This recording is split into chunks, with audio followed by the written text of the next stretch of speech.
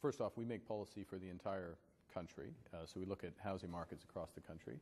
What we have seen in recent months has been a broadening of the recovery in the housing market across the country. That's welcome.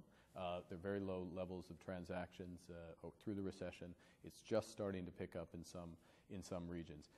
What we're vigilant to, and we are vigilant about risks around the housing market, is to ensure that risks aren't building up for the medium term. In other words, that banks have enough capital when they underwrite these new mortgages, and very importantly, that individuals who are taking out mortgages can afford those mortgages over the entire life of the mortgages. We don't want to build up another big debt overhang that is going to hurt individuals, but is very much going to slow the economy in the medium term.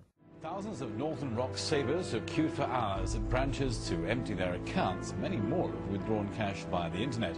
Despite reassurances from the bank over the safety of their savings, customers have now taken out well over £1 billion. Many failed to access online accounts because of the massive demand. We have a catastrophe ahead for the U.S. dollar. It'll eventually become worthless in a hyperinflation, which I have written about as the type of thing that could break in the not too distant future. Could be another couple of years, but it's coming. That's another form of default to hyperinflate the currency, and it destroys people on fixed incomes and destroys savings. We're now at a point of crisis. Food supplies getting very tight, and on the commodity markets, food prices soaring to levels never before seen. It's been gradually showing up in our supermarkets, and you're going to pay for it in your pocketbook. Now, what would be some of the things that might cause civil unrest? Food shortage, or food being scarce, or food just being too expensive because coming inflation. Prices are high right now on the wholesale level. They're making their way to the supermarket. London's burning. Rioters and police take over the capital for a third night as looters target yet more areas of London in a spiralling cycle of violence.